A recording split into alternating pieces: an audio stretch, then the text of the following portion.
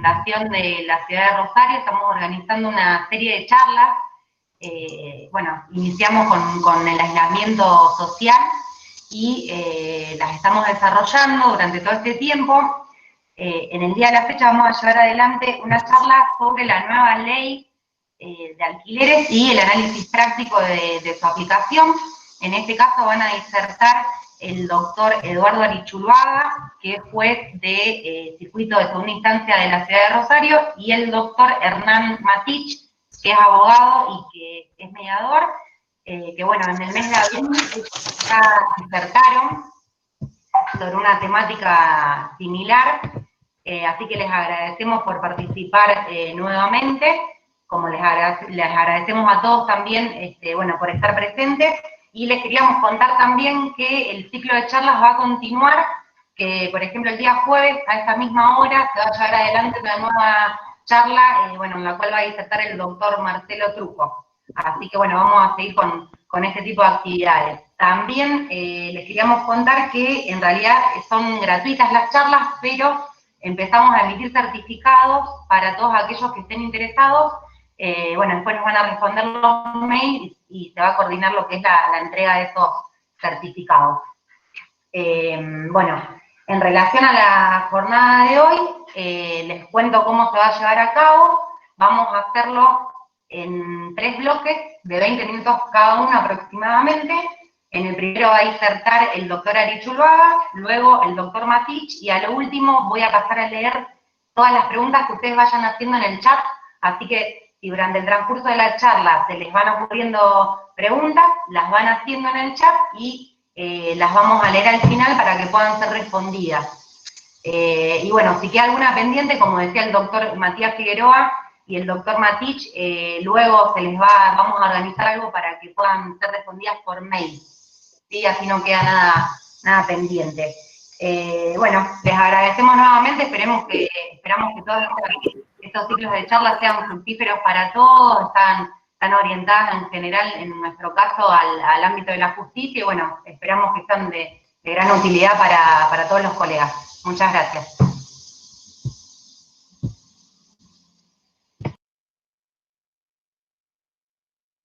Eduardo, ¿nos escuchás? Ahí está. ¿Se escucha bien ahí? Sí, ahí Bárbara, está, ¿está perfecto. bien? Gracias. Bueno, buenas tardes a todos. Gracias por la invitación. Yo estuve hace no sé, algún tiempo, un mes y pico atrás, tratando de analizar en un espacio como este el decreto 320, el decreto de necesidad de urgencia, de congelamiento de alquileres y suspensión de algunos lanzamientos. Y hoy voy a tratar de hacer algunas reflexiones con respecto a la ley de alquileres, a la nueva ley de alquileres 27551. Ustedes saben que el derecho a la vivienda es un postulado que se repite en todos y cada una de las declaraciones de derechos vigentes hoy en nuestro país. Desde la Constitución Nacional, en el artículo 14 bis, derecho a la vivienda digna, pasando por la Declaración Universal de los Derechos del Hombre en su artículo 48, la Declaración Americana de Derechos y Deberes del Hombre, la Convención Americana de Derechos Humanos, Pacto de San José de Costa Rica en su artículo 17, etcétera, etcétera, hablan siempre del derecho a la vivienda, como un derecho prácticamente humano, primario o básico. Pero lo cierto es que más allá de las declaraciones, las declamaciones, y estas declaraciones políticamente correctas, la verdad es que en nuestro país,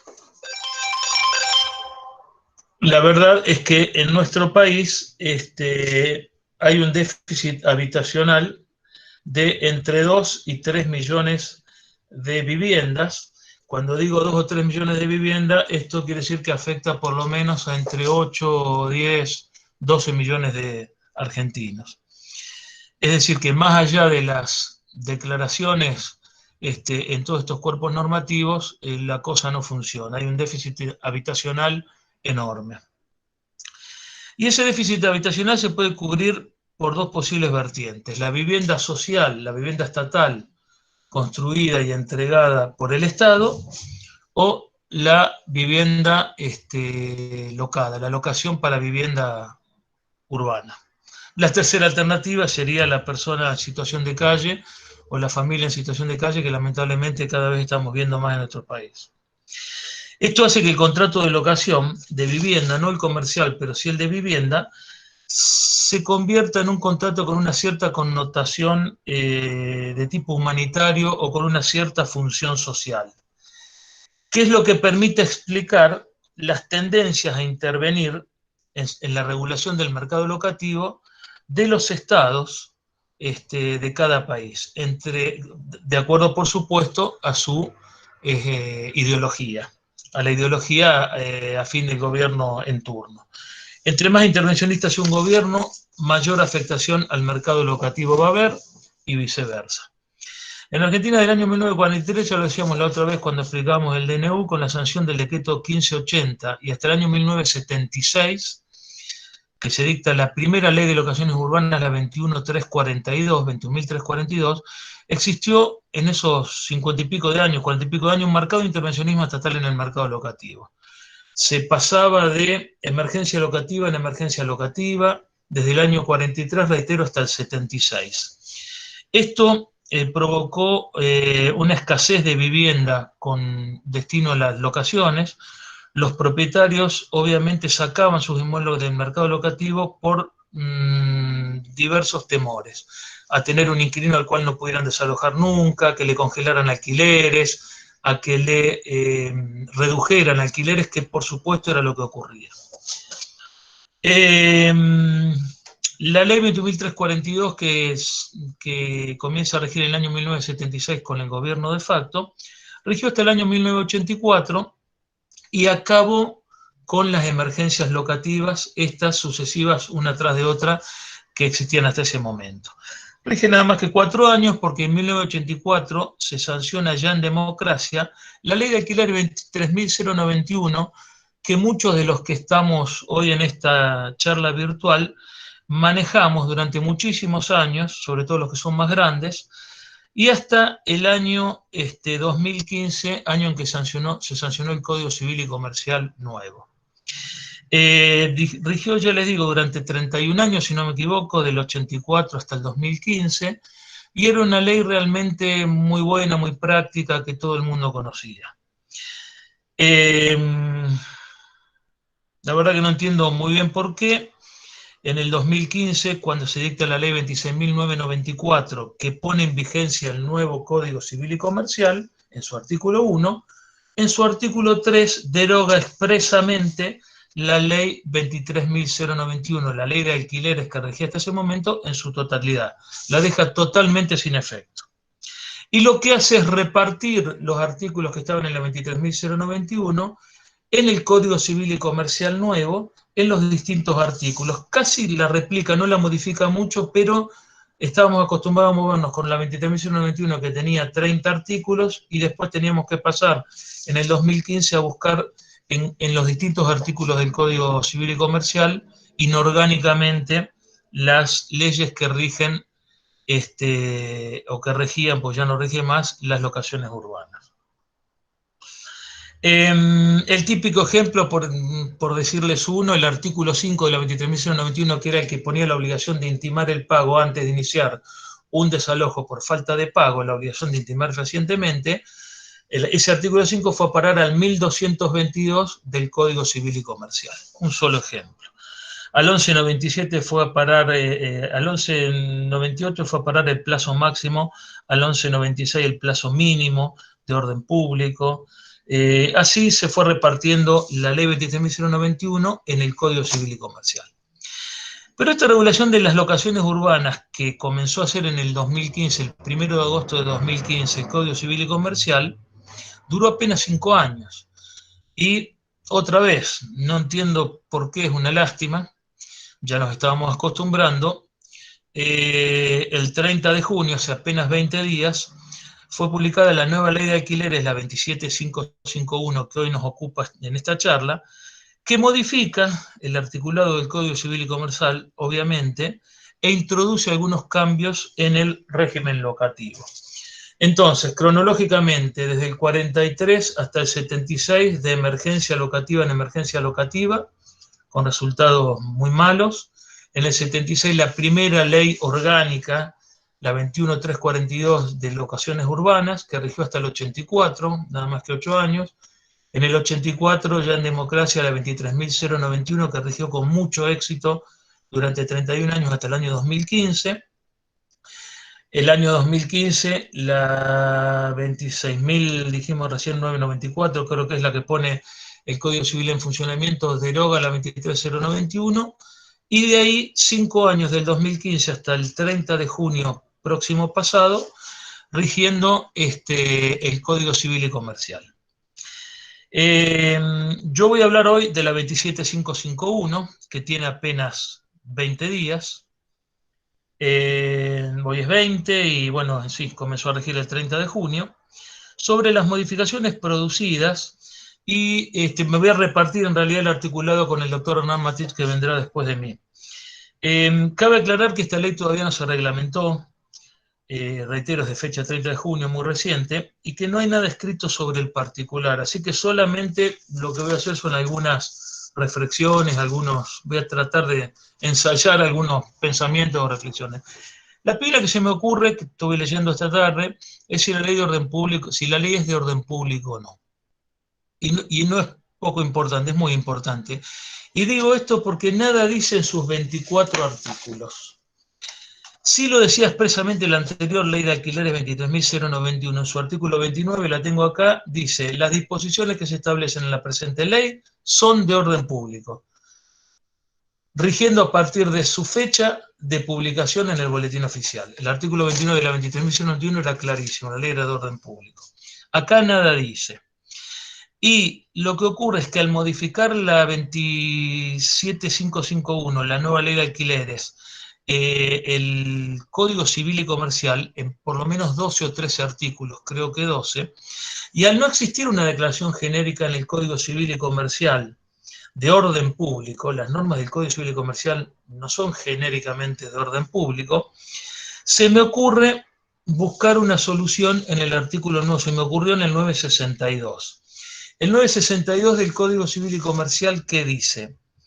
Dice que las normas que rigen los contratos son supletorias de la voluntad de las partes, ¿sí?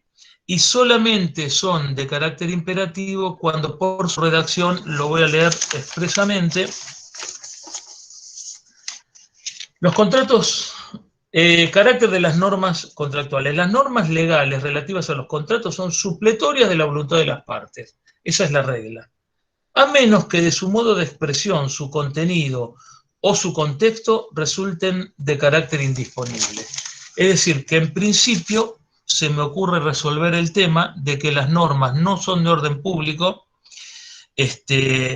a no ser que por su modo de redacción resulten ser indisponibles. La regla sería que no son de orden público, la excepción que sí. Así, por ejemplo, se me ocurre que van a ser de orden público el plazo mínimo, las excepciones al plazo mínimo, la obligación de conservar la cosa por parte del locador y del locatario, la intimación previa al juicio de desalojo por falta de pago, esa del artículo 5 que les decía recién, y en cambio serán supletorias de la voluntad de las partes, no van a ser de orden público, las que regulan el régimen de mejora, la compensación que surge del artículo 1204 bis, la frustración del uso y goce de la cosa. Después vamos a ir viendo una por una, porque en todos estos postulados arranca diciendo: puede el locatario compensar, puede el locatario resolver, es decir, por el modo de redacción no serían indisponibles. El artículo 1 de la ley sustituye el artículo 75 del Código Civil y Comercial. Arranca diciendo: sustitúyese el artículo 1 del artículo 75 del Código Civil y Comercial de la Nación por el siguiente. Y lo que hace este artículo, además de fijar el domicilio especial que ya fijaba el artículo 75 del Código Civil y Comercial, incorpora la posibilidad de que las partes fijen ahora un domicilio electrónico. Esto es importante, obviamente es un ayornamiento, una actualización del Código Civil y Comercial, Y es importante, toda vez que el nuevo código regula muchas otras disposiciones los documentos electrónicos. Y esto nos lleva necesariamente al tema de la valoración de la prueba. De la prueba en relación a las notificaciones que se cursen en domicilios electrónicos constituidos en el contrato. Piensen ustedes que todo el intercambio epistolar en domicilios electrónicos previo a un juicio se va a tener que probar después y va a incidir fuertemente en el resultado de un juicio. Piensen en notificaciones de resolución contractual, preavisos, daños en la propiedad, intimaciones de arreglo de la propiedad, intimaciones de pago de parte del locador al locatario. Y acá hay que diferenciar si la notificación electrónica se cursó con un documento con firma digital o con firma electrónica. El primero, ustedes saben que conforme al artículo 7 y 8 de la ley 25.506, goza de presunción juris tantum de autoría e integridad del mensaje. Aquel documento que fue realizado con firma digital. En cambio, el de firma electrónica se va a reconocer su existencia y virtualidad jurídica, pero la eficacia probatoria depende de su reconocimiento o desconocimiento por parte de la parte obligada. Es decir, el primero va a gozar, el que tiene firma digital, con mucha eficacia probatoria, y el segundo pierde eficacia probatoria. Pero bueno, lo importante es que el artículo 1 de la ley incorpora el domicilio electrónico como facultad de las partes. El artículo 2 de la ley es aquel que establece las cosas que no se pueden requerir al locatario cuando el destino de la locación es habitacional o para vivienda. En realidad este artículo queda casi igual redactado que como estaba en el artículo 1196, que es al cual sustituye el artículo 2 de esta ley, sustituye el 1196 del Código Civil y Comercial, solamente que le agrega dos cosas que son importantes. La primera es que el depósito en garantía, que no puede ser mayor a un mes de alquiler, que ya lo traía la vieja norma, debe ser reintegrado al momento de la restitución del inmueble con una suma equivalente al precio del último mes de alquiler. Eso no lo decía el 1196 y se reintegraba 24 meses después, ahora serían 36 porque el mínimo son 3 años, pero 24 meses después comenzaba la discusión de cómo se devolvía ese mes de depósito. Lo que hace esta norma es convertir la deuda, mantener la deuda, o convertir la deuda de dinero en deuda de valor. Ya hablamos de una deuda de valor, el equivalente al último mes de alquiler. Quiere decir que si uno dejó en una vivienda 5.000 pesos, que era el equivalente a un mes de depósito o al primer mes, y termina luego de 36 meses pagando un alquiler de 12.000 pesos, obviamente se tendrán que reintegrar 12.000 pesos. Eso lo aclara expresamente, el 1196 del Código no lo traía. Y segundo, la prohibición de requerir al locatario la firma de pagaré o idéntico documento que no forme parte del contrato original. Esto es un agregado importante porque a nadie se le escapa la práctica inescrupulosa de las firmas de pagarés, aparte de lo que figura en el contrato como canon locativo. Es decir, hago figurar en el contrato, el locador hace figurar en el contrato 10.000 pesos de alquiler, y paralelamente con vencimiento los días 5 de cada mes se firma un pagaré por otros 10.000 pesos, y en realidad es lo que se paga. Esto por una cuestión impositiva de burlar a la FIP, en fin. El Código Civil y Comercial nada decía de eso. La práctica viciosa o viciada de este tipo de conductas hizo que el legislador de la 27551 lo incorpore expresamente como prohibición. Yo no creo en realidad, a pesar de la muy buena intención que tiene el agregado de este inciso, que resuelva el problema, porque hay diferentes formas. Yo pensaba hoy un poco que se puede sortear esto con la firma por interpósita persona de un mutuo dinerario y con los consiguientes pagarés, y se burla, digamos, no se hace en forma tan clara como en el pagaré que se estaba haciendo ahora, pero se podría encontrar alguna vuelta para burlarlo. Me parece que la solución sería un sistema penal serio que castigue estas prácticas fraudulentas, que bueno, ya sabemos que en nuestro país el sistema penal no es muy eficiente. Pero no creo que el agregado de este inciso termine con esa mala praxis. El artículo 3 de la ley sustituye el artículo 1198 del Código Civil y Comercial. Vamos viendo que cada uno de estos artículos, el 1 sustituye al 75, el 2 sustituye al artículo 1196, el 3 sustituye al 1198. Este artículo 3 que sustituye al 1198 establece que cualquiera sea el destino del alquiler, el plazo mínimo es de 3 años. Antes recuerdan ustedes que era de 2 años para vivienda.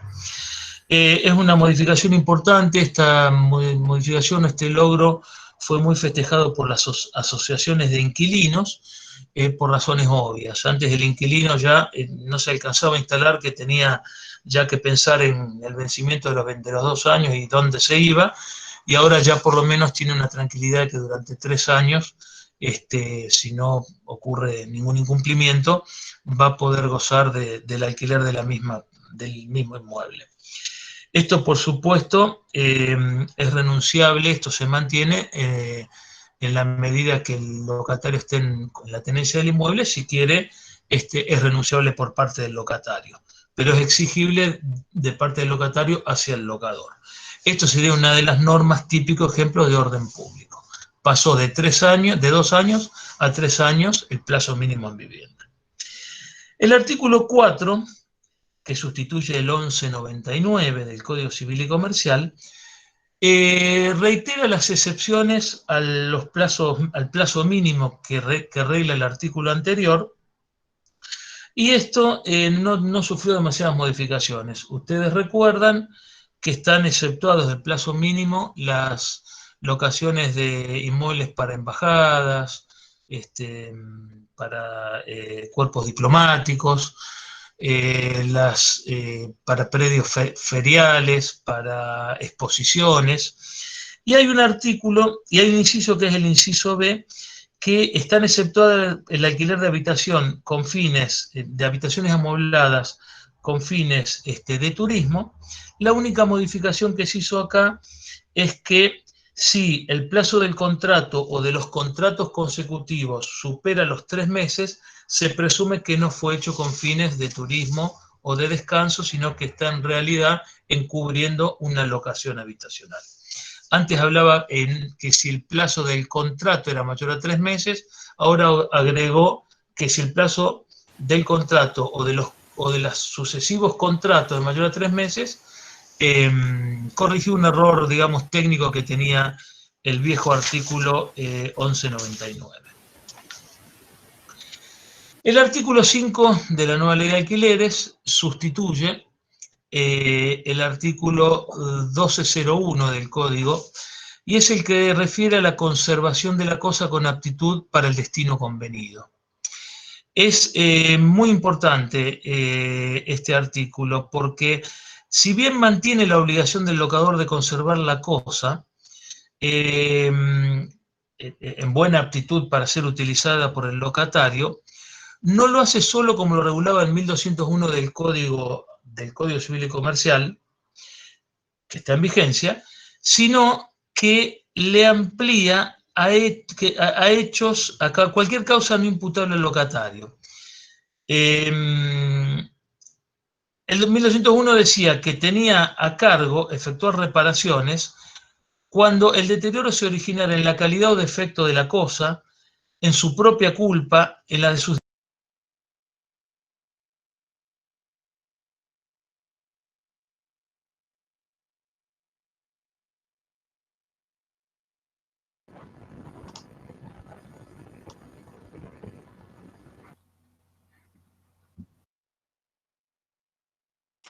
Eduardo, se te apagó el micrófono. Eduardo, sí, está silenciado tu micrófono.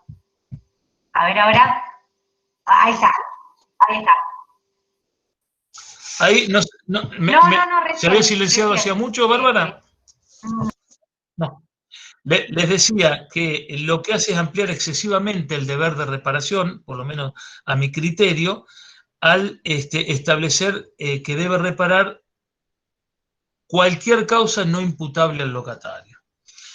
En 1201 tiene una curiosidad, digamos, en 1201, modificado por este artículo 5, tiene una curiosidad que suprime el segundo párrafo que tenía el viejo artículo 1201, modificado ahora hace 20 días.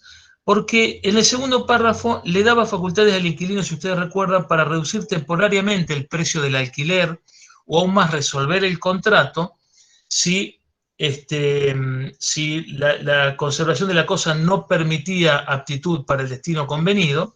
Y eso se sacó, es decir, hoy el locatario ya no tiene la facultad de reducir temporariamente, mientras dure la turbación de la cosa o del inmueble, ya no tiene más la posibilidad de reducir o resolver el contrato.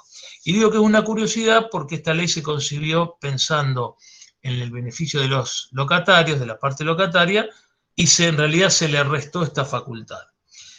Y la segunda novedad que tiene el artículo 5, modificatorio del 1201, es que se regulan dos situaciones diferentes en reparaciones urgentes y no urgentes. Las reparaciones urgentes dice que transcurridas 24 horas sin respuesta del locador, una vez intimado fehacientemente al domicilio que fijó el locador, sin que haya respuesta del locador o habiendo una respuesta negativa, el inquilino puede realizar esta reparación urgente, por supuesto, a costo del locador. Y las reparaciones no urgentes las incorpora, tiene otro tratamiento. El locatario debe intimar fehacientemente al locador para que dentro del plazo de 10 días corridos desde la notificación repare esa reparación, ese daño o esa reparación no urgente, y si no lo hace, el locatario puede realizarlo a cargo del locador. Agrega una cosa importante, que la notificación remitida por el locatario del domicilio fijado por el locador es válida aún si él se niega a recibirla o si hay algún problema en la recepción. Y acá terminamos con ese tema, es una buena aclaración porque terminamos con el tema de no la recibí, me dejaron un aviso de retorno y no se retiró y se devuelve por plazo vencido. Se utiliza la teoría de la remisión de la notificación, no de la recepción.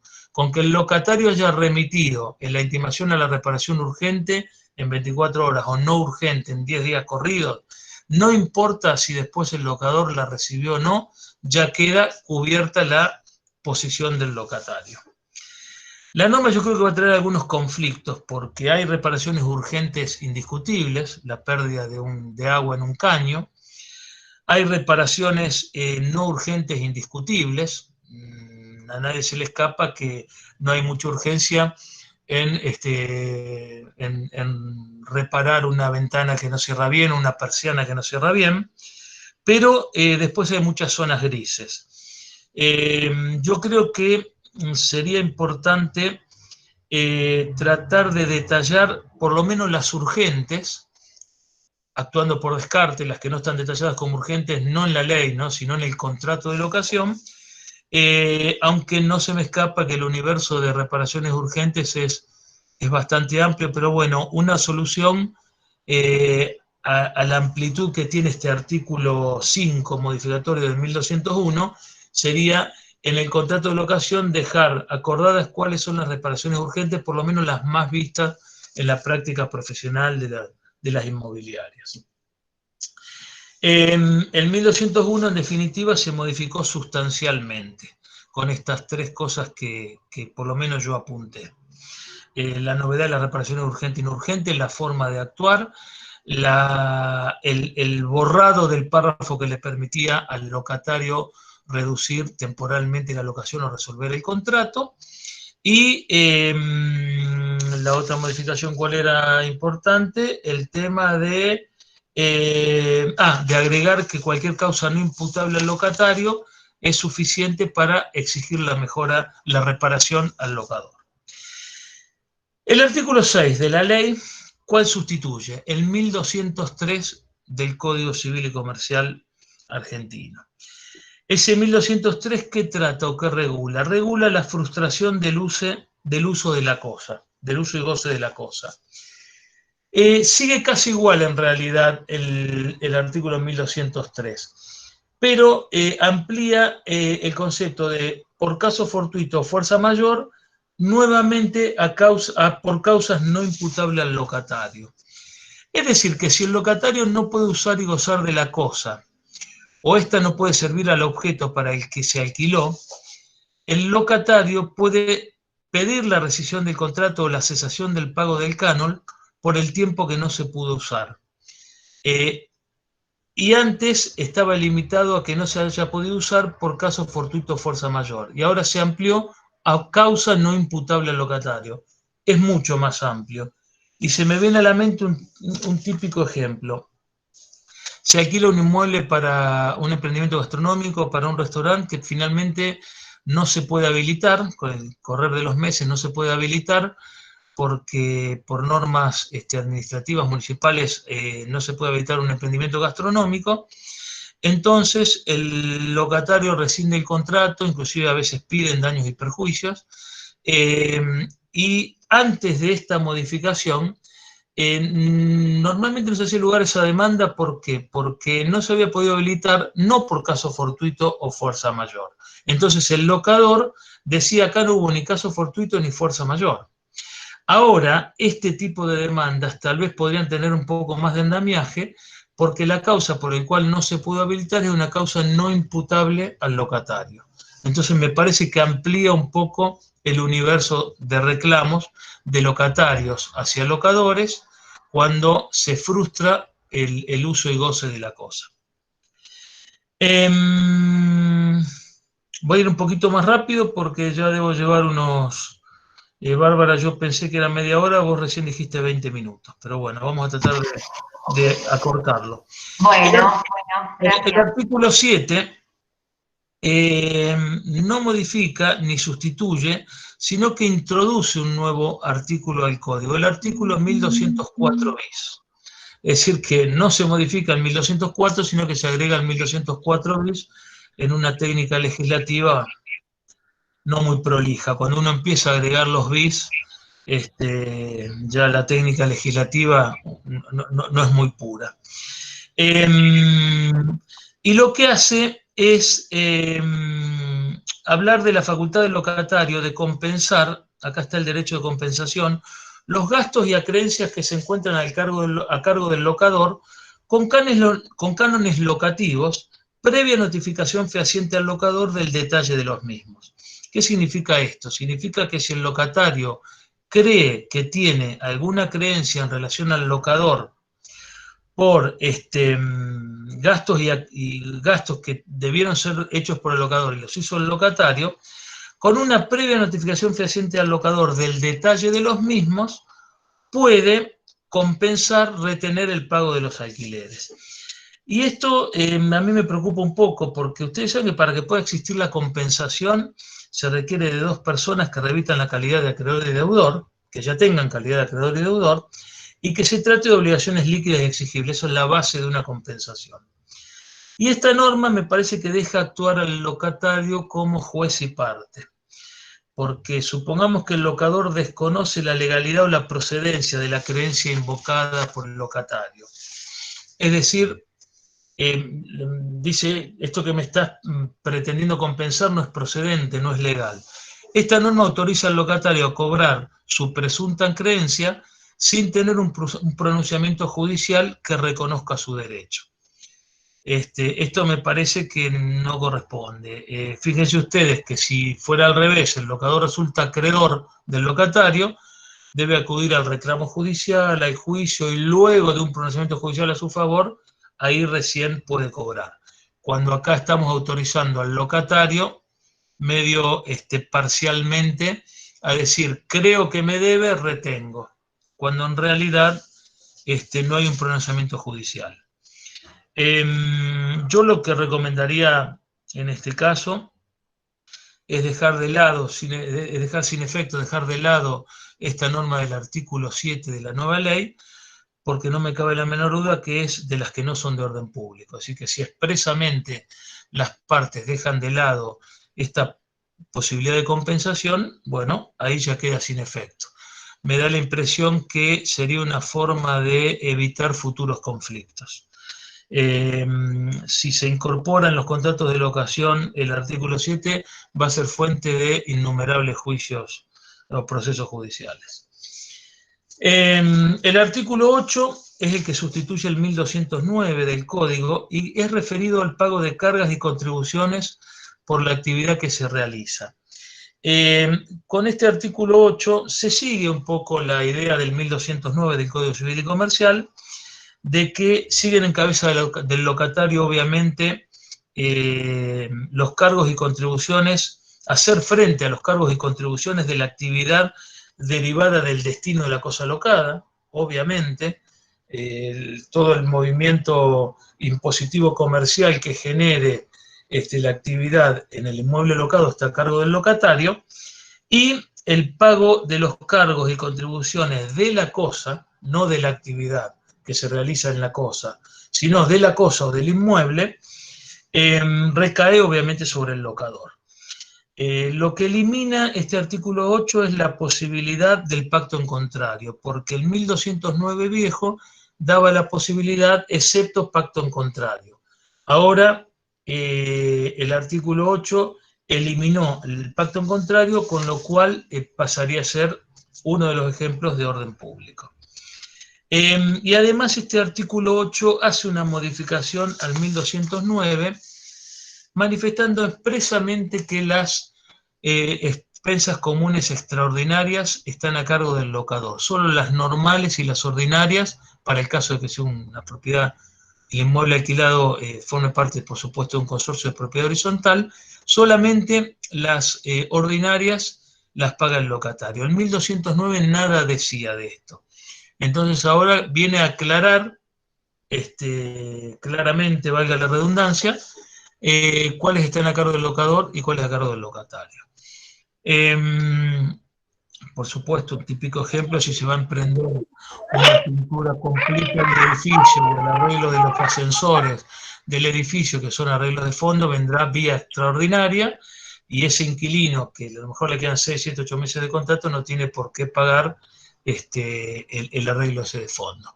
Y todo lo que sea referido al giro ordinario del consorcio vendrá como expensa ordinaria, y obliga un poco también a las administraciones de consorcio a establecer fehacientemente la división de una y otra.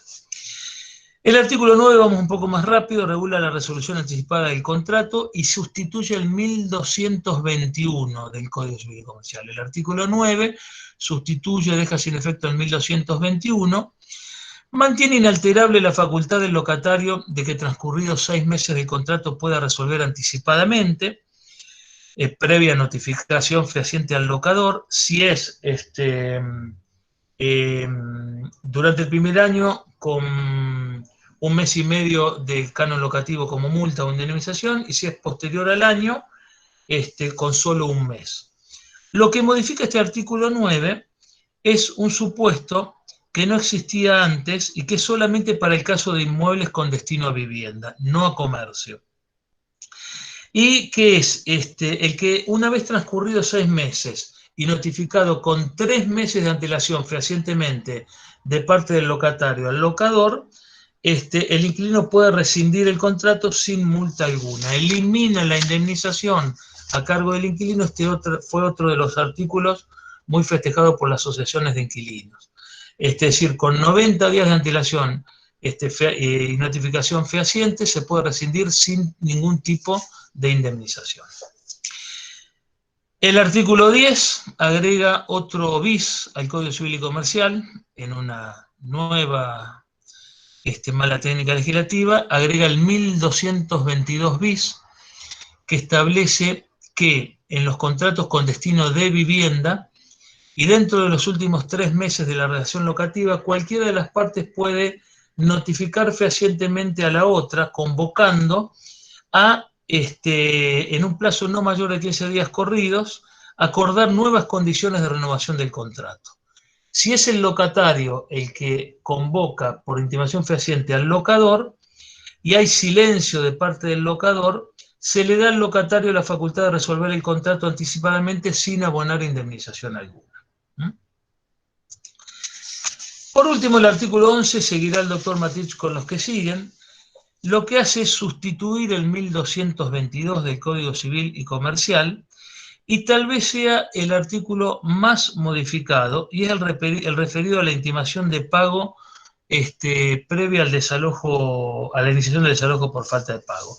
Mantiene la obligación de intimar por 10 días corridos previo a desalojar por falta de pago. Esto que yo les decía, que nacía en el artículo 5 de la Ley de Alquileres 23.091, y que después fue a parar al artículo 1222, se mantuvo la obligación del locador de intimar por última vez, por 10 días corrido, el pago de los alquileres caídos previo a iniciar el desalojo, pero agrega, primero, que la notificación cursada al domicilio denunciado por el locatario surte pleno efecto, sea o no recibida por él.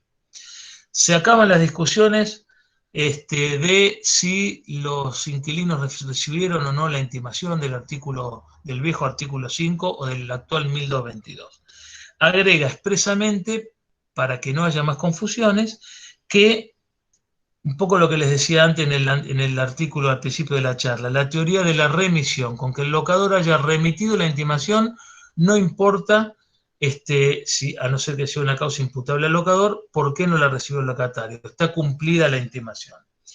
Y segundo, agrega una cosa muy importante, que es que en ningún caso el locador puede negarse a recibir las llaves del inmueble por parte del locatario, o condicionar la devolución a la existencia de deudas pendientes de pago u obligaciones pendientes de pago. Es decir, lo que vemos en la práctica profesional muchas veces es que los locatarios quieren devolver la llave y la inmobiliaria o el locador o el representante legal del locador dice: no te la devuelvo, no te la puedo tomar a la llave, perdón, no te la puedo recibir porque existen alquileres impago, impuestos impago. No, señor, usted tiene que recibírmela para yo poder cortar el devengamiento de futuras deudas. Eso sin perjuicio, haciendo reserva en el recibo de recepción o no haciéndolo, no importa, no es que se anula, sin perjuicio de la posibilidad de exigir prejudicialmente primero y judicialmente después las obligaciones impagas.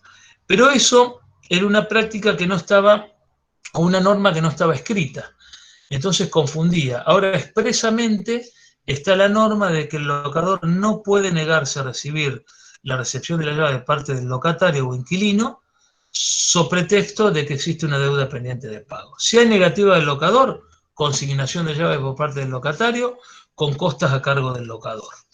Y además establece la norma que no se devengarán más alquileres ni impuestos, ningún tipo de gravamen en cabeza del locatario, a partir de la fecha de la notificación del locador a que recibiera la llave. Eso siempre que se efectúe la consignación dentro de los 10 días de efectuada la notificación. Es decir, el que corta el devengamiento de alquileres y de impuestos en cabeza del locatario no es la efectiva consignación, sino la notificación. Ello siempre y cuando se demuestre que la consignación de llaves se hizo dentro de los 10 días posteriores a la notificación y negativa del locador a recibirla. Lo que pasa ahora es que se notificaba a lo mejor la intimación para recibir las llaves en una fecha y se iniciaba el juicio de consignación a los 3, 4, 5 o 6 meses. La duda era dónde se había cortado el devengamiento de alquileres. Es desde la notificación, con la carga de que dentro de los 10 días se haya iniciado el juicio de consignación. Una última reflexión y termino. A mí me parece que esto es totalmente diferente a la ley, al decreto de necesidad de urgencia del artículo 320 del año 2020 que analizamos en la anterior charla. Lo otro es claramente una intervención del Estado en el mercado locativo, prohibiendo los desalojos, algunos tipos de desalojo, congelando alquileres, permitiendo a locatarios postergar el pago de parte de los aumentos de los cánones locativos. Esto, en cambio, es una ley que es necesaria, que a veces conviene, algunos piensan que conviene que esté en un cuerpo normativo como estaba antes en la 23.091, y otros están de acuerdo con que esté diseminada en el Código Civil y Comercial, pero de cualquier manera no implica una intervención digamos, o un excesivo intervencionismo, sino simplemente una regulación del mercado locativo que, les reitero, de alguna manera tiene que tener una regulación moderada, pero regulación al fin, para paliar un poco el déficit habitacional que les decía al principio de la charla, que está entre los 2 millones y 3 millones de unidades de vivienda y afecta a entre 8, 10, 12 millones de argentinos. Les decía que la posibilidad de paliar ese déficit habitacional es o construyendo viviendas estatales. Nosotros, la verdad, que la experiencia es nula en ese sentido, o el mercado locativo, para el cual hay que, de alguna manera, aunque sea moderadamente, regularlo para que la cosa funcione. Bueno, muchas gracias a todos y lo voy a escuchar a Hernán Matich. Gracias, Eduardo. Hernán. Hola, sí. Ahí se te escucha bien, se te escucha bárbaro. Bueno, perfecto. Entonces arranco. Adelante nomás. Bueno, en primer lugar agradecer a la Oficina Legal por esta participación, por darme la posibilidad de participar, y nuevamente Eduardo por compartir esta charla. Como bien decía Eduardo, esta ley no es una ley de emergencia, esto es un verdadero nuevo régimen, una nueva regulación del sistema de alquileres.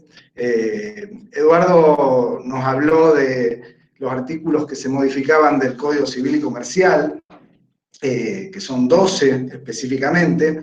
A mí me quedó hablar del último artículo que se modifica, que es el artículo 1351 del Código Civil y Comercial. Posteriormente voy a hablar de las regulaciones nuevas, porque esta ley tiene modificaciones al Código Civil y Comercial y posteriormente regulación nueva, o sea, normativa nueva que no integra el Código Civil y Comercial. Y por último, referido al programa de alquiler social, que así se llama, programa de vivienda de alquiler social, que son normas de tipo programáticas, donde le establece una serie de condiciones al Poder Ejecutivo Nacional para fomentar y para que esta ley de alguna manera pueda ser mejor aplicada. Bueno, yendo específicamente al último artículo modificado del Código Civil, este artículo puntualmente es como el primer artículo que hablaba de domicilio electrónico, que afecta a una situación que no tiene que ver con el contrato de locación. Bueno, aquí también, cuando hablamos del artículo 1351, no estamos hablando del contrato de locación, sino que nos estamos metiendo en el contrato de corretaje, o el contrato donde se media o se intermedia para la regulación de los contratos, o para la conclusión de los contratos. ¿Por qué es importante este artículo? En primer lugar, porque de alguna manera la legislación, esta modificación, lo que hizo es llevar a mostrar un artículo que ya existía en el Código Civil y Comercial, que tiene que ver con cómo se conforma el contrato de corretaje y quiénes son los responsables de abonar las comisiones inmobiliarias. En este caso vamos a hablar específicamente del corretaje inmobiliario. Sobre ese punto habla específicamente que en caso de existir un solo corredor que interviene en este caso un contrato, en la confección o en la mediación de un contrato de locación, son las partes que deben abonarlo si no se establece algo en contrario, en partes iguales. Esto no es una modificación, se ha escuchado, se ha hablado como que esto es nuevo, que está establecido a partir de ahora. No, esto ya estaba en el Código Civil y Comercial, que está vigente desde el 1 de agosto de 2015, por lo tanto esta división de la comisión inmobiliaria ya estaba establecida. Lo único que se agregó es otro punto que también estaba previsto en el contrato de corretaje, que es que en la intermediación tienen que participar profesionales del corretaje y no idóneos o gente que no tenga la cualidad profesional. Este es un punto que también estaba ya incluido en el artículo 1346 del Código Civil y Comercial, cuando hablaba que el corredor tenía que ser profesionalmente habilitado para poder realizar la tarea. Es decir, con la nueva regulación se pone en cabeza de los corredores la labor de mediar en los contratos de locación. Insisto con la palabra mediar, porque ¿por qué surge el derecho del cobro de las comisiones a las dos partes? Porque justamente lo que hace el corredor es intermediar, no tiene un interés específico con una de las partes, no debe representar a una de las partes. Puede ser que una parte lo contrate, pero su labor, el objeto de su contrato, es mediar y llegar a una conclusión satisfactoria del contrato, en este caso de un contrato de locación. Lo que sí agrega este artículo es que además de ser profesional habilitado, tiene que estar matriculado, que tiene que ver básicamente con el control del poder disciplinario del profesional, ¿no? También, insisto, son normativas que ya existían, el corredor inmobiliario o el corredor, cualquier corredor, desde la sanción de la Ley Nacional 25.028, tiene que tener un título profesional, un título universitario para poder ejercer esta actividad, y tiene esta razón de ser principalmente en algunas consideraciones, ¿no? En que de alguna manera va a tener que verificar la identidad de las partes, proponer con exactitud, brindar información adecuada a todos los intervinientes. En esto es importante, información adecuada e imparcial, esto es fundamental. Toda la información, o sea, como decía Eduardo, hay normativa de orden público que debe estar en el contrato, esto se debe informar. ¿Qué normativa no es de orden público y puede ser dejada de lado por las partes? También se debe informar. Es muy importante esta situación y la condición de mediador en este sentido.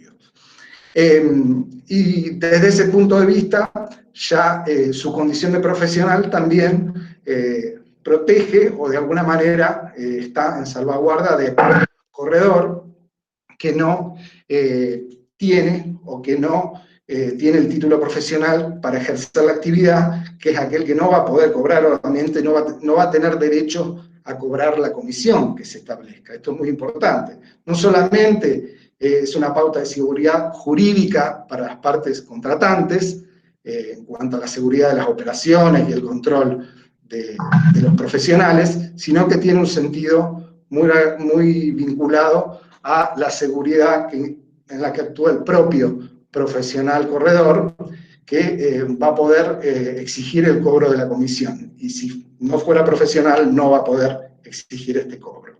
Así que esto lo quería dejar resaltado. Y respecto a las comisiones, bueno, una cosa es la comisión que el corredor de alguna manera percibe del propietario por administrar el inmueble. Eso no es contrato de corretaje, eso es un contrato para administrar la propiedad, no tiene que ver con el corretaje. El contrato, la conclusión del contrato es lo que devenga o genera la comisión, y es ahí donde en la provincia de Santa Fe no tenemos una comisión establecida, existen usos y costumbres que oscilan en el 5%, entre el 3 y el 5%, y obviamente esta comisión debe ser afrontada en partes iguales, en el estado actual de la legislación, en partes iguales entre propietario y locatario. En Ciudad de Buenos Aires, bueno, hay una norma específica que carga la comisión del contrato, de la gestión del contrato, enteramente en el propietario. Bueno, esta norma está vigente en Ciudad de Buenos Aires, pero ha sido cuestionada judicialmente, ¿no? Por esta razón que les decía, ¿no? Que el corredor interviene mediando entre las dos partes y presta de alguna manera un servicio a ambas partes. Respecto a la comisión, como bien decía, es una comisión que hoy establecen los usos y costumbres en el orden del 3 al 5%, insisto, debe ser afrontada por las dos partes. No se le puede cargar solamente este costo al locatario. Bueno, eso es referido a la locación. Respecto a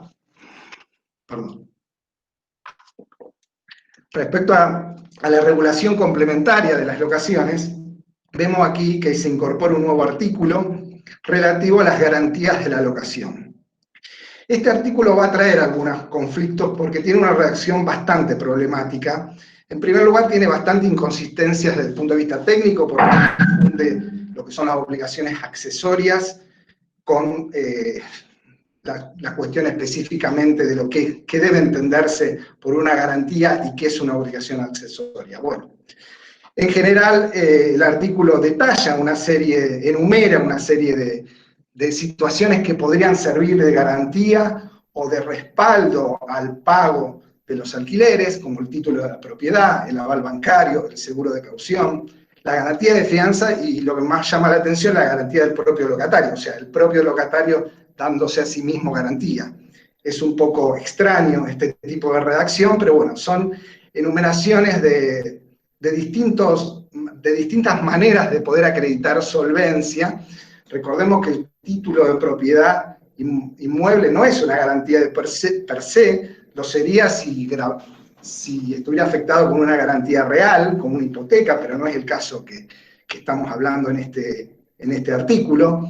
El aval bancario, bueno, seguramente va a tener que ser reglamentado. El propio artículo establece que estos supuestos especiales de garantías deberán ser reglamentados por el Poder Ejecutivo, por lo tanto, hoy es muy difícil saber cómo se va a terminar aplicando esto. El seguro de caución, respecto al seguro de caución, hoy existen algunos productos que se están utilizando en el mercado, pero son bastante costosos, le piden al locatario muchas exigencias, entre ellas la firma de pagaré, o la presentación incluso de fiadores para poder suscribir este seguro, y que de esta manera sea la compañía de seguro y no el banco como la entidad bancaria, sino que sea la compañía de seguro quien responda por una suma determinada en caso de incumplimiento de pago del propio locatario. El seguro de caución, de todas maneras, tendrá que ser establecido en alguna póliza general aprobada por la Superintendencia de Seguros, porque en la actualidad los instrumentos que hoy ofrecen las compañías son bastante onerosos y no se utilizan tanto para el esquema de locación de inmuebles generalmente. La garantía de fianza o de fiador solidario, la más utilizada, llamativamente la nueva ley, lo que hace es remitir a una reglamentación. Es extraño esto porque es una de las garantías más usadas, el fiador que se obliga accesoriamente a la obligación principal. Así que en este caso esta sería una propia garantía realmente porque es una obligación principal. Las otras que hablábamos, bueno, en el caso del título de propiedad sería una especie de acreditación de solvencia. El título de propiedad per se no es una garantía, sino la acreditación de solvencia de aquel que informa la garantía. De todas maneras, más allá de esta terminología y de esta enumeración de garantías, la cuestión acá central es que el locatario, en caso de requerírsele alguna garantía, tiene que proponer dos, debe proponer dos. Y el locador está obligado a aceptar una de esas garantías. Esto es lo más, digamos, novedoso de esta regulación. Si bien exige determinadas condiciones que tienen que responder esta garantía, por ejemplo, que el locador no puede requerir una garantía que supere el equivalente a 5 veces el valor mensual de la locación, y en el caso de la garantía personal del locatario en 10 veces, bueno, está la cuestión de hasta dónde puede obligar a contratar al locador. Entiendo que se vulneraría el principio de libertad de contratación si obligamos a celebrar un contrato. Lo que aquí se impone es un deber de buena fe. Un deber de buena fe que va a estar dado porque si yo locatario, presento dos garantías, y esas dos garantías, una de las cuales, las dos garantías, digamos, cumplimentan el estándar establecido respecto a lo que tiene que considerarse una garantía, no debieran rechazarse. En caso de rechazarse, luego de las tratativas y la verificación, podrían generar algún tipo de responsabilidad de índole precontractual, no contractual, porque no habría contrato, de aquel que ha obrado de mala fe o de alguna manera en contra de tratativas o de deber de colaboración que deben prestarse las partes, ¿no? Sería solamente en caso de vulnerarse la buena fe contractual, que recordemos debe existir antes, al momento de celebrar y durante la ejecución del contrato. Esta pauta rectora de lealtad y colaboración debiera existir también. En ese único caso, entiendo, se podría generar algún tipo de responsabilidad en cabeza del locador e incluso del intermediario si participó de ese uso o de ese abuso, por así decirlo, en el que el locatario, presentando las garantías exigidas, no son aceptadas. Pero no estamos hablando de que se pueda obligar a contratar a alguien, en este caso, simplemente está obligado a aceptar una de las dos que se le ofrecen. También, obviamente, en el tema de las garantías, en caso de rechazo de las garantías por parte del locador, también obliga de alguna manera a fundar ese rechazo. Por ejemplo, en el caso de un inmueble que se presente, un fiador presente un inmueble que esté hipotecado o embargado, bueno, el fundamento del rechazo tendrá que ser que está embargado o hipotecado, o que el seguro caución que se presentó es de una compañía que no tiene prestigio en el mercado, tiene muchos cuestionamientos en el mercado, o bueno, alguna otra circunstancia que pueda dar lugar a un rechazo fundado de por qué no se acepta esa garantía. Entiendo que es un artículo que va a dar lugar a controversias por la forma en que está redactado, por cómo está establecido. De todas maneras, está sujeto a reglamentación. Esperemos que la reglamentación de alguna manera le dé una forma y lo termine de precisar, porque hay muchas situaciones que no se contemplan. Por lo pronto, por primera vez, el legislador contempla la situación de las garantías, lo incluye en una regulación legal, porque este es un tema que en general nunca se tocó, lo incluye y enumera una serie de garantías y dice, como regla general, que podrían ser 2 garantías. Bueno, el otro artículo fundamental de la nueva regulación tiene que ver con, que es muy importante y digamos que es central, en este punto se valoró mucho como un logro de las asociaciones o usuarios o inquilinos que lucharon tanto tiempo por el logro de esta ley, que se establezca este tipo de regulación relativa a los ajustes, porque en los hechos, si bien había una prohibición de indexar o de actualizar, en los hechos esto obviamente no se estaba admitiendo, y había todo tipo de cláusulas o mecanismos de actualización que muchas veces tornaban y terminaban siendo abusivos. A partir de esta regulación, los nuevos contratos que se celebren a partir del 1 de julio del 2020, los contratos que tengan destino general, vamos a suponer cualquier tipo de destino, van a poder actualizarse con cualquier tipo de índice que se establezca. Y los contratos con destino habitacional, sí o sí, deben tener un valor único, deben establecerse por periodos mensuales, no se puede establecer un alquiler de tipo habitacional bimestral. Tiene que ser un valor único, un valor mensual y actualizable anualmente. ¿Por qué índice? Por un índice que está determinado. Por eso decimos que es un índice oficial, porque lo fija el Estado, determinado porque está especificado y va a ser oportunamente publicado. Lo que no está determinado es el precio, porque el precio lo vamos a saber una vez que ese índice, al final del periodo, en este caso del año, se complete. ¿Qué es lo que se va a considerar? ¿Cuáles son los índices de actualización?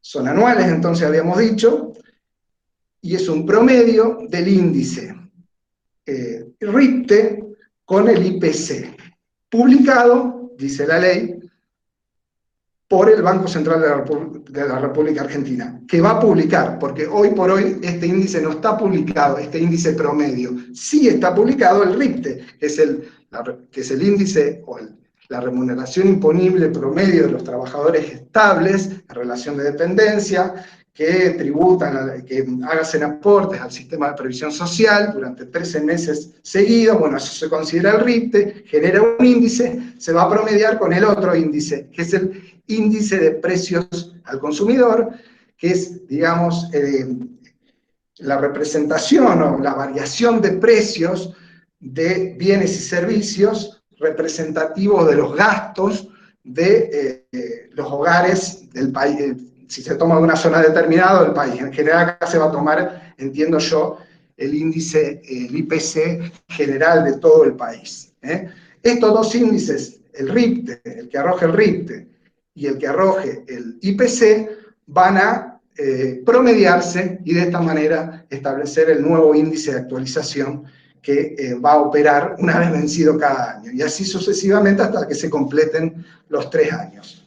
Esto es importante mencionarlo porque, bueno, existían mecanismos de actualización antes de esta ley, que, bueno, desde los alquileres progresivos, escalonados o atados al valor de las cosas, eran muy usuales, o incluso los alquileres que más molestaban a los inquilinos, que eran las actualizaciones permanentes, cada 3 o cada 6 meses. Bueno, aquí, desde este punto de vista, vamos a tener actualizaciones solamente anuales.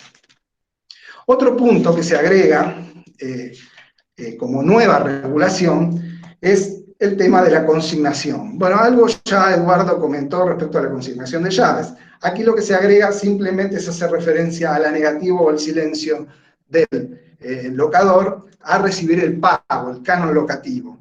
Se niega a recibirlo, bueno, hay un mecanismo para previamente intimarlo por 3 días, perdón, por 48 horas, y en el caso de que no haya silencio, negativa, este importe se puede consignar, y los gastos que demande de costas y gastos de ese juicio de consignación van a ser a cargo del locador, ¿no? Nada dice la ley respecto a la nueva consignación extrajudicial a través de escribano, entendemos que es perfectamente aplicable también.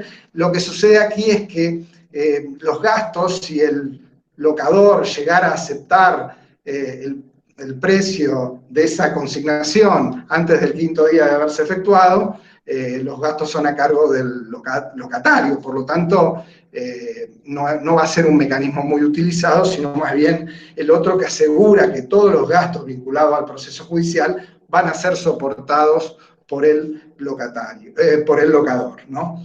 Bueno, otro de las nuevas regulaciones y novedosas también que incorpora tiene que ver con el registro del contrato en la AFIP.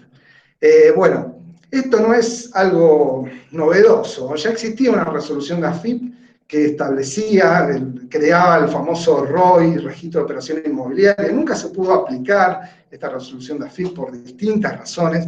Todos los contratos mayores de 8.000 pesos debían registrarse. Bueno, esto nunca se pudo aplicar. Sí se aplicó para todo lo que es arrendamientos rurales. Hoy en día tienen registros ante AFIP, obligación de registro ante AFIP a través de la clave fiscal, incluso se sube el contrato en un PDF al sistema de la página de la AFIP, al sistema de contribuyentes. Bueno, este nuevo artículo incorpora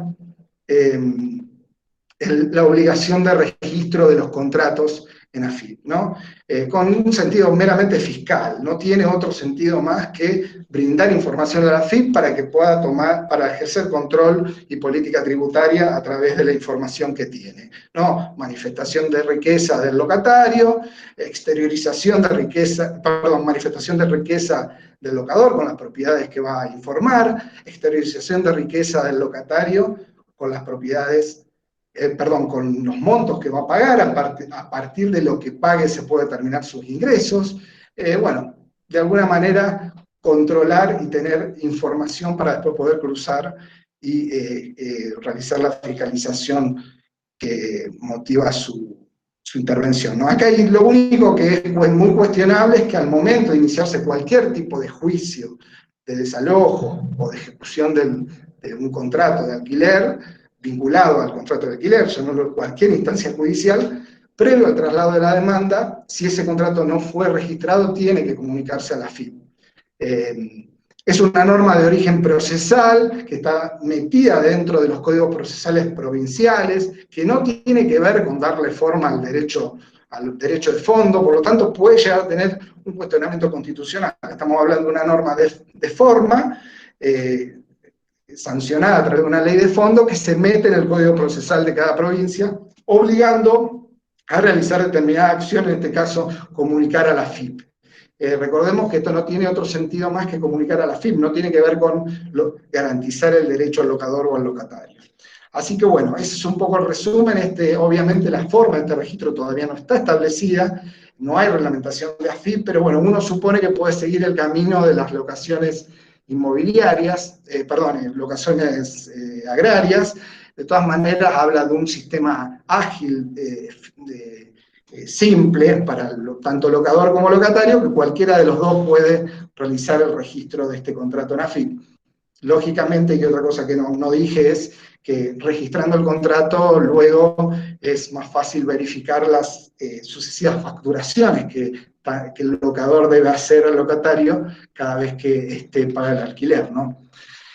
Bueno, por último, brevemente me refiero al sellado provincial. Respecto al sellado provincial, ya que hacíamos referencia al contrato, al registro en AFIP, el sellado provincial, aquí no hay una, digamos, gran controversia. Sí debemos establecer en el contrato claramente que el precio establecido para el primer año no hay una potencial actualización, sino que la actualización se va a dar sí o sí a través del índice, porque de otra manera API puede llegar a interpretar que hay un nuevo contrato y volver a requerir el impuesto, ¿no? En este caso se pagará el impuesto por los 3 años de contrato, el impuesto de sello, que es si tiene garantía, el 0,85%, y si no tiene garantía, el 0,1%. Eso se pagará en API o se liquidará en API de esta manera. Así que por ese lado no habría mayor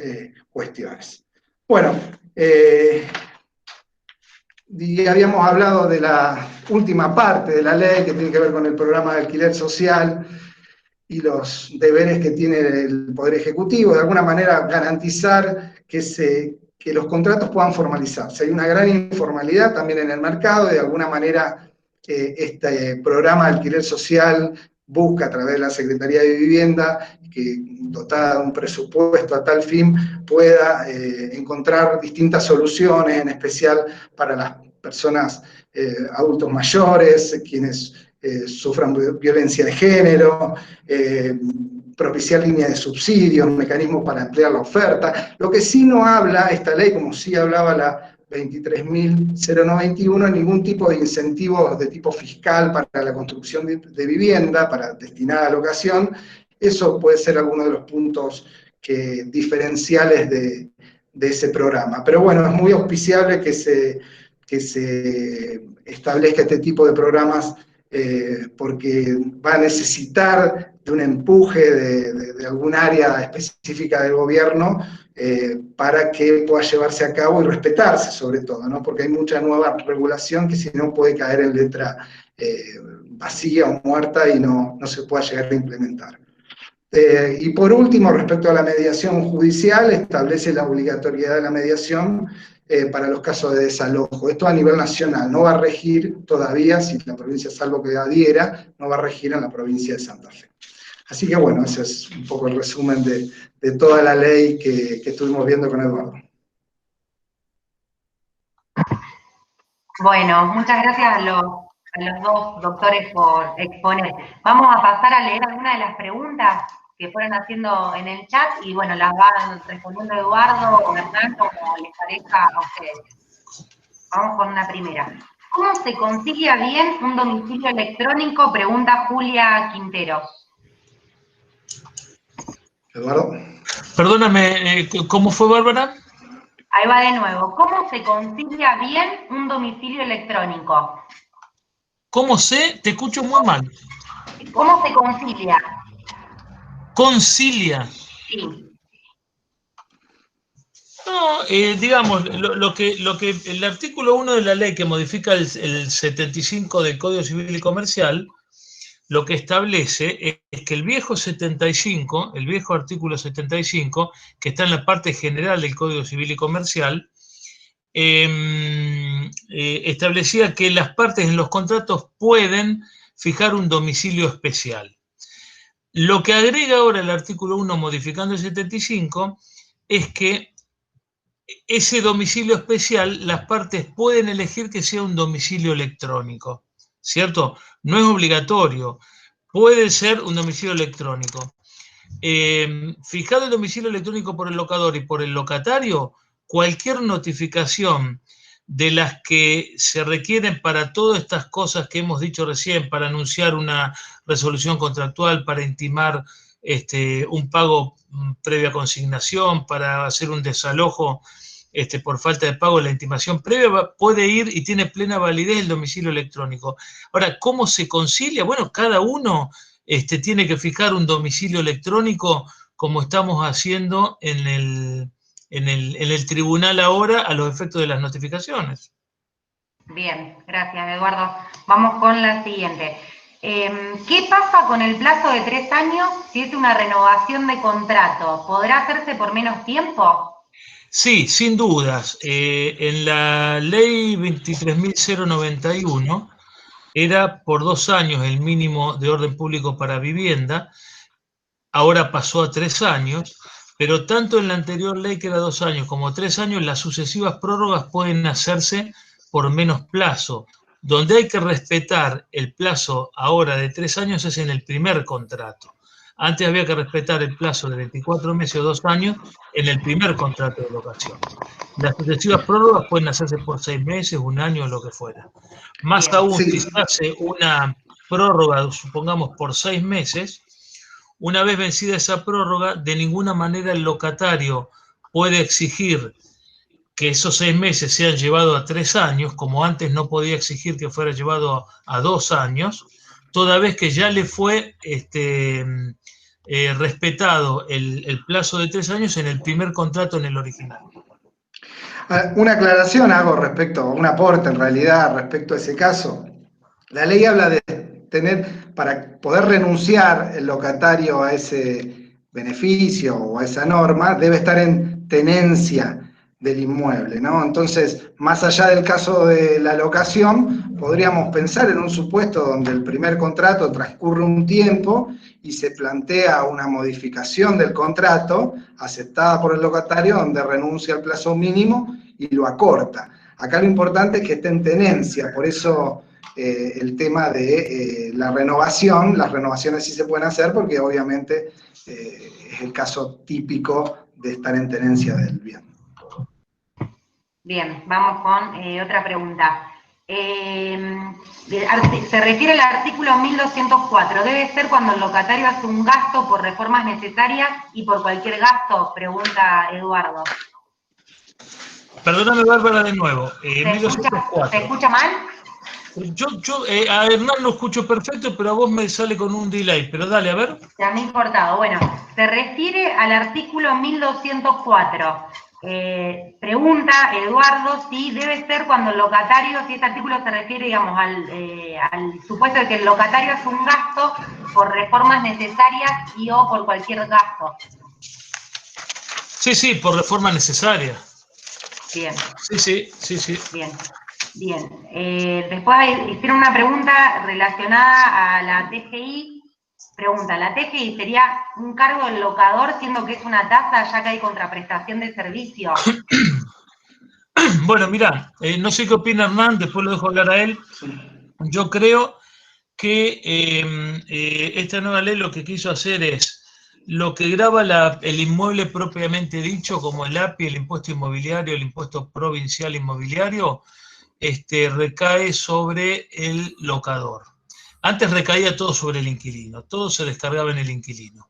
Ahora la idea fue que obviamente las tasas y los servicios los paga el locatario, de más está decir luz, gas, agua, y la TGI yo entiendo que estaría a cargo del locatario porque se trata de un servicio que es barrido, iluminación y limpieza, barrido y limpieza, ¿cierto? Solamente se podría descargar o exceptuar, descargar sobre el locador o exceptuar de que pague el locatario el impuesto inmobiliario que sin dudas grava el inmueble como impuesto propiamente dicho. No hay duda que no es un servicio. Coincido, Eduardo, exactamente. Bien, pasamos con, a ver, alguna más. ¿Puede establecerse otro mecanismo de actualización distinto al previsto en la ley en las locaciones con destino a vivienda? Bueno, en principio esa es una normativa de orden público. Por lo tanto, al estar establecida a favor del locatario, únicamente podría renunciarse en caso que la modalidad de actualización sea más beneficiosa. Lo que sucede es que es muy difícil porque este índice de actualización promedio que establece la ley todavía no está determinado, entonces no se puede saber si va a ser o no más beneficioso. El único supuesto que se me ocurre es prever una actualización, por ejemplo, cada año y medio, y que esa actualización sea muy baja. En ese caso, podríamos suponer que va a ser más beneficiosa que la que establece la ley, pero únicamente en ese caso. ¿Por qué? Porque si se renunciara a esa actualización, estableciendo otro índice o otro tipo de mecanismo, luego el locatario podría perfectamente invocar y plantear que la cláusula del contrato no tiene valor y que hay una normativa de orden público que debe prevalecer. Así que solamente en esos casos, que los veo bastante extraños, donde o prácticamente no existe actualización, en ese caso sí podría eludirse este requisito del índice promedio, ¿no? Sí, coincido, sin perder el norte de que la ley en realidad está concebida en favor del locatario, podría actualizarse de otra manera en la medida que fuese más beneficioso para el locatario, nunca más gravoso. Bien, a ver, alguna más. ¿Puede renunciar el locatario al mecanismo de resolución anticipada del artículo 1221 y 1221 bis? Pero esta para Hernán. Bueno, para cualquiera que lo sabe. Sí, creo que vamos a coincidir con Eduardo. Esta es una norma específica de la resolución anticipada, es una normativa, un método de resolución establecido por el legislador, específico en beneficio del locatario. Por lo tanto, es una normativa de orden público para el locatario. Es decir, no, lo mismo que decíamos para el caso del índice. Un mecanismo de resolución más ventajoso podría establecerse, no así algo más gravoso, siempre podrían pararse en la normativa de orden público más beneficiosa. Bien, hacemos a ver alguna más que ya estamos más o menos con el tiempo. Gabriel Martinelli pregunta, si tenemos un contrato firmado y con vigencia anterior a la ley, ¿podemos prorrogarlo por un plazo menor a los 3 años? No, bueno, la ley creo que dice, si me permiten, el ámbito de aplicación, dice, las disposiciones de la presente ley entrarán en vigencia al día siguiente de su publicación en el Boletín Oficial de la República Argentina, creo que fue, Hernán, publicada el 20 de junio, y serán aplicables para los contratos que se celebren a partir de su entrada en vigencia. De forma tal que lo que ya venga desde atrás, no. De todas maneras, recordemos que está en vigencia el decreto, el DNU, que ha sido aprobado por ley, por otra parte ha sido ratificado por la Comisión Bicameral, el DNU 320, que prorroga automáticamente los contratos hasta el 30 de septiembre, ¿no? O sea que si hay contratos que pueden ser prorrogados automáticamente, lógicamente no va a ser en muy pocos casos los que resuelvan realizar una prórroga, una renovación con la nueva ley, ¿no? Casi todo, la mayoría de los inquilinos se van a parar en la prórroga y recién a partir del 30 de septiembre, si es que no se prorroga este DNU, van a, digamos, a regular su relación con la nueva ley. Bien, bueno, por una cuestión, digamos, de extensión no vamos a poder leer más preguntas, pero vamos a organizar para poder enviarlas por mail, como dijo más temprano, como dijeron Hernán y Matías. Les agradecemos a todos por la participación, especialmente a los doctores Arichulbaga y Matich por volver a exponer, y bueno, a todos los que participaron. Muchas gracias. Bueno, gracias por la atención de ustedes, muchas gracias. Muchas gracias. Gracias, Hernán. Bárbaro, Barbie. Gracias. Hasta luego. Saludos a todos. Gracias, saludos. Gracias, Eduardo. Chao, hasta luego. Igualmente, Sergio y Hernán, chao, hasta luego.